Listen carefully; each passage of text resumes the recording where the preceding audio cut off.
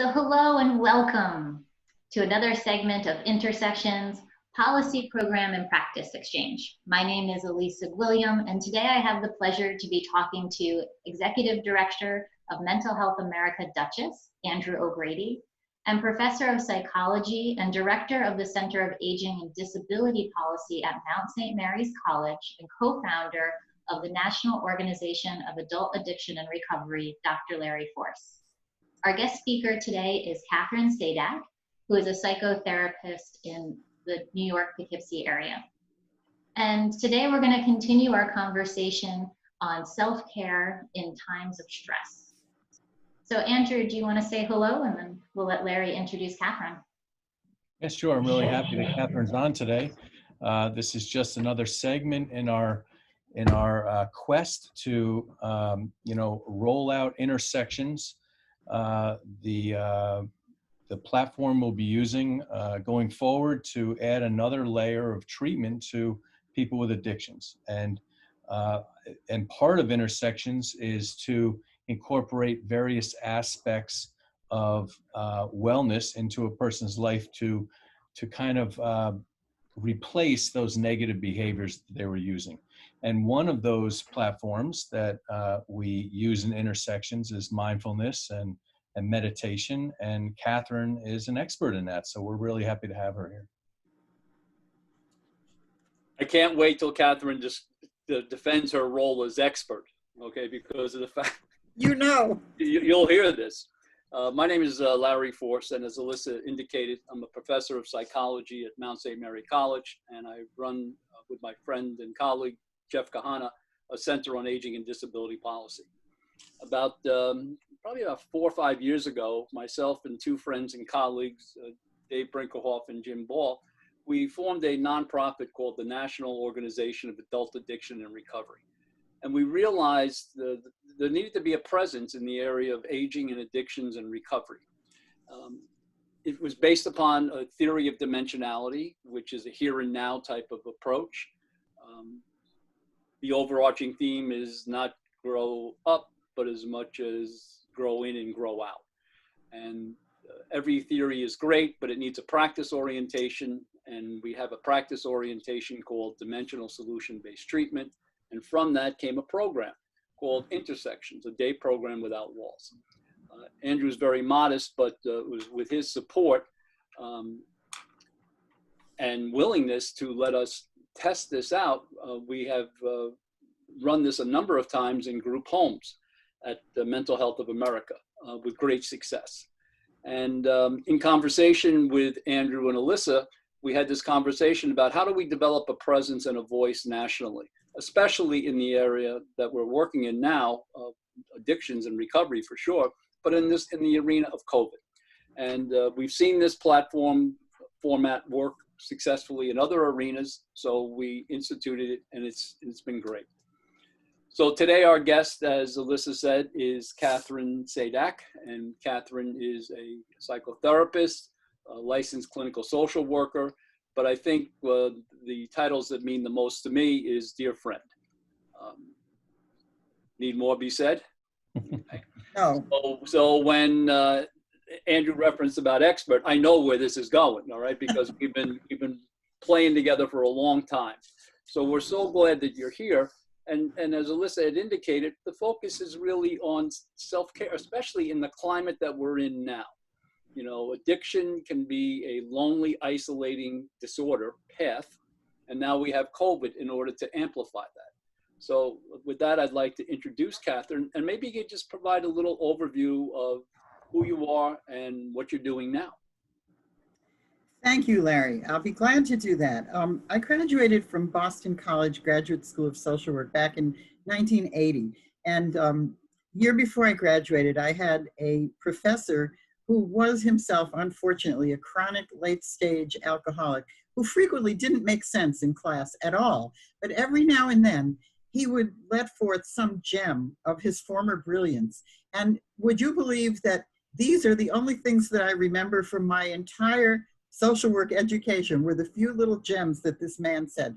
So one of the things that he said, and this is what Larry is referring to, is that when we call someone an expert, we have to look at where words come from. So he said, the word expert, we have to deconstruct it. And X means away from the source, and a spurt is a little drip of water. So an expert is a little drip away from home. So when anybody calls me an expert, I just have to qualify it with that. You know, my experience with mindfulness and meditation and self-care indeed is more of an ongoing practice than it is really an expertise. It's something that has evolved and developed over the period of 38 years that I've been sober in Alcoholics Anonymous and in other places. And I say that because it's up to me to be able to kind of break my own anonymity about that. I also have some little things for show and tell. This is a coin that I received from High Watch Recovery Center after the pandemic started. They have a meeting on Saturday night that's an anniversary meeting. And they say, well, if you show up, you can speak and we'll send you a coin. But it's such a huge meeting, I never believed that they would send a coin. They sent me a coin, a little chocolate bar that said it had no alcohol in it, and a rubber bracelet that said Hope on the Hill. So it's just a real testament to the fact that self-care and recovery can continue in the pandemic during these strange times we're in. So that's just a little plug for people keeping on with their own program of self-recovery if they can, of recovery if they can. So I want to also make reference to a webinar that I attended, again, after the beginning of the pandemic at McLean Hospital, which is a teaching hospital of Harvard Medical School, for those of you who are not in this area.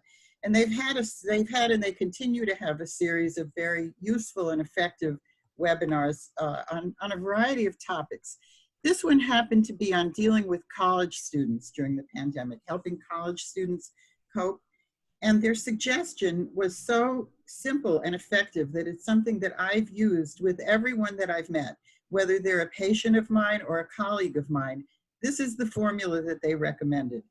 They talk about utilizing something called the 3-thing rule. And what that means is you the person to agree to doing something that they do every day at the same time. So for example, for me, one of the things that I've taken up, well, not taken up, but I've worked on expanding is my running practice. I got cleared by my cardiologist to be able to train for a 10K race. My aspiration was to go up to Boston and run with my son. That will probably never happen, but my treadmill has gotten lots of use, and I did manage to get up to my usual 6.2 miles at least once a week, sometimes twice. And I do that at the same time every day. I mean, I try and fit that in, and then I have 2 more things that I did. One of them was to attend a daily meeting of Alcoholics Anonymous that met every day. And so that was my second thing. And then the third thing that I incorporated was taking a walk after dinner at the same time, listening to music, going to a place in the woods, sitting down and reflecting on my day and meditating. So that's the basis. That formed the basis of my plan for self-care. And then between that, the suggestions that the speaker made, and I'm sorry that I didn't do my homework and I can't tell you exactly who it was, but if you go to the McLean website, I'm sure you'll find this person's a PowerPoint. The second suggestion was that you encourage people to do one thing every day that reinforces their values, that reinforces something that they believe in. And I kind of have the feeling that more mature adults maybe have a wider repertoire of things that they could call upon. Sometimes for college students, something that they believe in might be that one day they'll be able to have a keg party again, or it might be that, you know, that they pass econ with an A. But in any event, they have to do one thing every day that kind of furthers that idea that they are reinforcing their value of something. Then the next thing is to do one thing every day that helps someone else. And that isn't hard when you're living in a household with other people. I think it's easy enough to kind of look around and think of one act of kindness that you could do for somebody who's near to you. One of the ways in which that manifested itself in my life is during the time of the pandemic, I attended every day a Facebook Live feed that came from Boston, Massachusetts, from the organist for Fenway Park. And this man and his wife, who was an Episcopalian minister, had a show every day where they would play requests, and there was a chat, so people kind of got to know each other in the chat. And then the third thing was that they encouraged you to make contributions to a food bank. So I tried to do that as often as I could, and I tried also to donate to as many different food banks as I could, recognizing that hunger is kind of universal. So those were kind of my three things that I did at the same time, and three things that I did. Oh, actually, that's only two. The third thing was to do something that reinforced your optimism for the future. And without getting into all of the details, I made some new friends online that I'm hoping to meet. So actually, I did meet one of them. I went to Pennsylvania to meet one of my new friends briefly. And so that gives me hope that someday we'll be able to move about freely and we'll be able to resume some of the social connections that we had before. So those are, that's kind of like the framework for how I personally have dealt with self-care and encouraged other people to do it. And many people have reported back to me that it was simple and it was effective and it really helped them get through.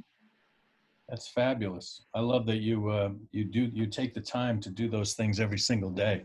That's the commitment that you need, but it pays off for sure. You were going to say, one thing you did that gave you hope for the future, and I was going to say that you shouldn't watch the news then, because that's like. I gave up the news altogether. That's good. I do want to say that from what you said in the very beginning of that, congratulations on your milestones in recovery, and this is a topic for another time, but I applaud you for saying it out loud outside of your anonymous meetings, because my theory is that there's far too many people in long-term recovery that nobody knows about. And I think if people were more or less anonymous, it might be a beacon of light to those that are struggling, because I think they still think they're struggling in a vacuum and they're the only ones. But there's so many people like you that are successfully sober, which is fabulous. Thank you, Andrew.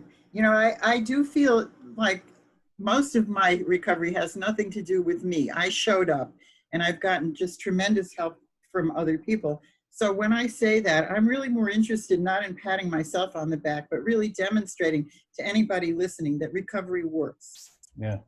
There's a book, and I just had this idea of having this person as a guest by a Bud Micatarian called Anonymous People. It ended up being a documentary about the country and AA and where it stands. And it's really very interesting. He was a guest speaker, and his father was a pharmacist that sold the pharmacy to my father. So I know them on a personal level. And that book and that documentary, he's a filmmaker, is very popular and makes a lot of sense. And he deals with addiction and the older population. So it's another idea for a guest maybe next week or the week after. But I'm going to turn it to Larry. I think your ideas for wellness and taking care of yourself are spot on. And I think it's great that you shared that with everybody. Thank you. Catherine, I worked for the state for years, so we always had acronyms. And as you're talking about those three things. You made an acronym, didn't you, Larry? I created an acronym. Okay. And the acronym was MYO, M-Y-O. It's me, you, and then optimism. And I think that idea of doing something every day. Look, I'm an old-time Franklin Covey planner, holding on to that book like a teddy bear. Okay, so the fact is, I really believe, and it's really hard to move over to everything electronic. And then finally, I came to the compromise that this is an electronic calendar, but that's a daily written planner, and that works for me. And I think that this idea of doing something in a regular fashion every single day really helps to structure the world. I had a neighbor one time up in Massachusetts that obviously he was dealing with some significant alcohol problems, and there was an older neighbor who lived next door. And one day he came out and we were talking and he said, you know what the problem is with that? And he gave the guy's name. You know what the problem is with that guy over there? And I said, what's that? And he said, he doesn't really know how to entertain himself. And I thought that was such a powerful insight about how do we go about entertaining yourself. You know, people think that in recovery, they're giving something up without really understanding. They're giving up very little in comparison to what will be presented to them, the opportunities.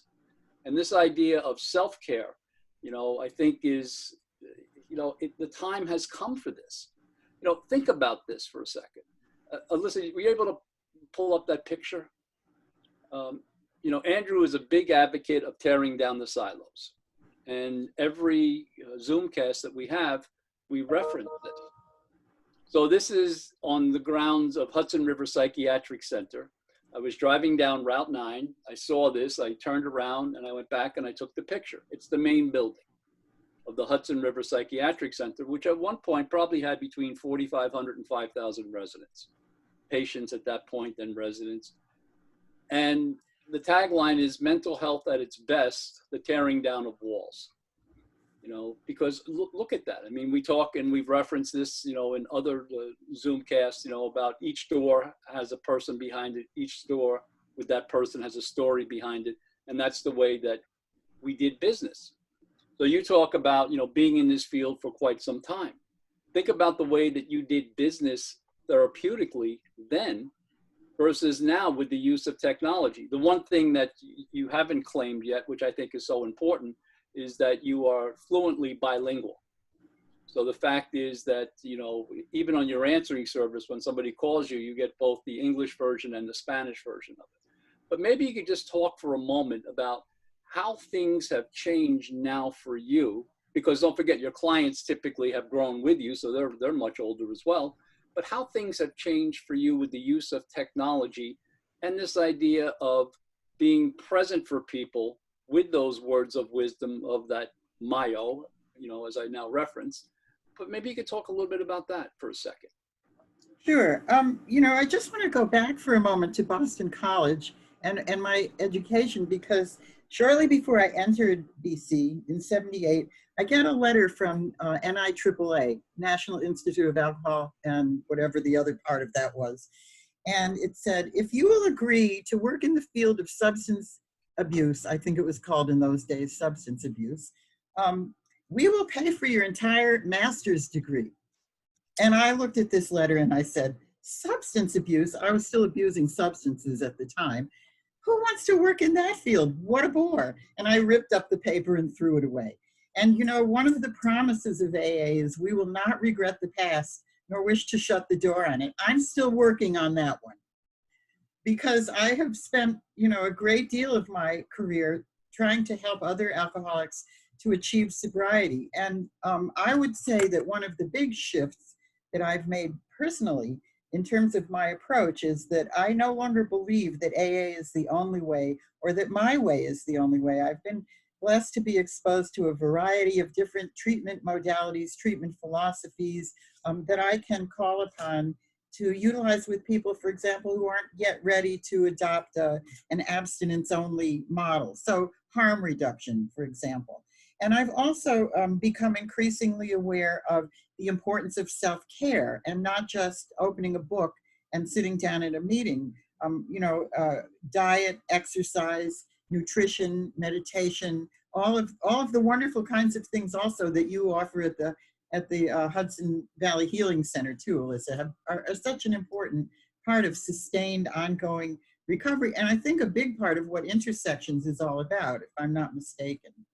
But with regard to technology, I have to say that my relationship with technology really began when the pandemic struck. I had never done an online anything. And Larry, you were a bit of a prophet. During the time I was last teaching at Mount St. Mary, you told me about Zoom and you said, you know, you only have 3 kids in your class. You should download Zoom. You don't have to be there every week. So I did. I downloaded Zoom. I just never opened the app.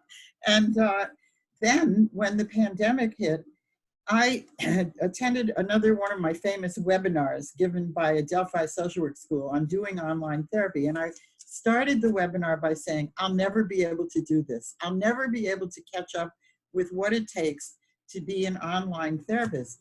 By the end of that 1 hour presentation, I was good to go. I was hot to trot. I gave up my office. I set myself up here, and I've been employed, and happily so, and consistently engaged with clients in the privacy of my own little study ever since. And I've loved it. You know, I really have. I want to just tell you one anecdote about how you can use technology in some creative ways. I had a mother called me of a college student saying that her son was very anxious and that he wanted to have therapy to deal with his anxiety, but he was too anxious to do it on Zoom, that he wanted face-to-face therapy. Well, nobody was doing face-to-face therapy. So I came up with the idea. I said, look, why don't you have him just meet me on Zoom and keep the video off. Just watch me and I'll listen to him. Before 15 minutes were over, the kid turned on the video. So technology offers you some flexibility. I personally, I have to tell you, I got back in therapy. That was one of the things that I do for self-care, is that from time to time, I go in for what's called an NA, a checkup from the neck up. So I'm back in therapy, and my therapist is on Cape Cod, and we see each other on DoxyMe. And it's been great. She's somebody that I knew like 40 years ago. We worked together, so I don't have to start from the beginning and tell her my whole history. She knows about who I used to be, and she can see who I am now. So I think that technology and acquiring more proficiency of technology is really, really the wave of the future for professionals who work in our field. And I have to say, Alyssa, I do not yet know how to screen share. So my thing that I'm going to master today is I'm going to my Zoom account. I'm going to learn how to do that. So if you need help, you just call us. Exactly. Thank you. Oh, thank you. So I tell my students there's two things you bring into a family's life: your heart and an understanding of technology. If you can only bring one, you bring your heart. Right. But Andrew and I had this conversation 3-4 months ago. I mean, you mentioned Doxy.me. I've been using Doxy.me for probably 2 years. Not exclusively, but that's the platform I use. It's HIPAA compliant. And now, because of the regulations dissolving, and Andrew and I have talked about this, because from his agency perspective, as far as billable services, Zoom is an appropriate platform. FaceTime is an appropriate platform. I mean, it has completely changed the way that we can create a presence in someone's life. Yep.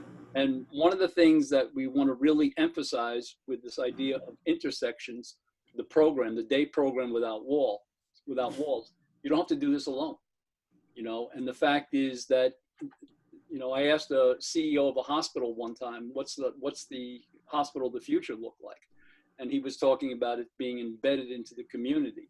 And this is really, the mobile technology is really the idea of being embedded into the community. If we're going to learn anything, from this whole COVID, is that we have to incorporate this on some level post-COVID, because one of the struggles that people have, not so much in Dutchess County, where we're from, or New York City, but those really rural areas that you can't get a therapist. You have to travel 2 hours to meet with somebody. You could technically meet with somebody in California that's a good therapist. It's the same thing as meeting somebody down the road. So, and I think it's hugely beneficial. There's positives to being in a room with somebody and understanding and seeing those dynamics and understanding what's going on. But in other ways, this is as beneficial, if not more. Well, in the short term, there isn't really a benefit to being face-to-face, because how much therapy can you do wearing a mask, and if your client is wearing a mask? Well, you're right. I mean, you have to be able to see people's face. Good point. I do evaluations for people that get DWIs, and I've done a couple of remote ones, somebody in New York City and somebody actually in Pennsylvania that were driving up in this area and got arrested and had to have the evaluation. I did it Zoom. I could see their face. If I have somebody meet me in the office, they want to wear a mask the whole time, as they should, I guess. And you can't read their face, and that's a very Nor big can they part. read yours if you're Right. masked up. It's a big part of what we're doing. So there's benefits that I hope that we carry on past COVID, and we look back, and we rapidly changed this field we're in. Larry referenced it, the tearing down of the walls. We're still in our infancy, as far as I'm concerned, in treating mental health and mental wellness, and also addiction. I mean, 100 years ago, we were tying people to walls in that building and spraying them down with hoses. It sounds horrible, but that's what was happening. And now look at us. I mean, and we don't know what it's going to be like, 20 years from now. I think we're going to look back 20 years ago now and then say, I can't believe we did this. Right. So we're moving ahead, and I'm just so grateful and happy to be part of it, and to be part of it with everybody here. I mean, it's a great group of people, and I hope that we continue this conversation. People throughout the country get to see it. Thank you. I hope so too. Can I just say a little bit about mindfulness? Please. Since that's what I was charged to do initially. So I just want to start by giving you the definition of mindfulness that I use as a working definition. And I didn't originate it. It comes from the UCLA Medical School Mindfulness Awareness Program. And the director is somebody named Diana Winston. So I try and give credit when I know where I'm getting things from. And this is her definition. Mindfulness is paying attention to what is with openness and curiosity and a willingness to be with what is. So I think that's kind of a tall order when we're all having anxiety about what's going to be in the future and about whether or not we're going to be felled with this virus. But it's very important to practice. What I've found about mindfulness is that the more I practice it, the more it works in my life, like anything else. And I just wanted to talk a little bit about, briefly just touch on, kind of paint a portrait of how my experience has been working with people in various recovery homes in this area. What I found, which was surprising to me when I went to lead a mindfulness session, was that people were in such different places of personal development with meditation. Some people were practiced meditators who could sit right down and immediately relax and immediately get into it. And other people just fidgeted, couldn't close their eyes, couldn't do anything. So that was kind of surprising to me, because the only other group experience that I'd had with meditation was when I would attend, for example, I went to a wonderful workshop at Harvard Medical School with Thich Nhat Hanh, just shortly before he had a stroke. There were 1,000 people sitting and meditating together. You could have heard a pin drop. It was the most powerful meditation I think I've ever experienced. So my anticipation when I walked into one of these places was, well, that's how everyone's going to be. Everyone is going to sit down and become instantly blissed out and get wonderful insight from this meditation. Well, it doesn't work that way. So I found, for me personally, I had to really develop a sense of patience with the process and realize that we're all in different stages of spiritual development when it comes to our ability and our willingness to meditate and what we get out of it. So that was kind of a surprising experience of mine. But in the end, I found it really gratifying to just begin a little bit to introduce to people who probably had a difficult time just sitting on a couch for a while, the idea that they could sit and they could go inward and they could gain insight and they could actually feel better. And I think that it's a very valuable tool for all of us to use.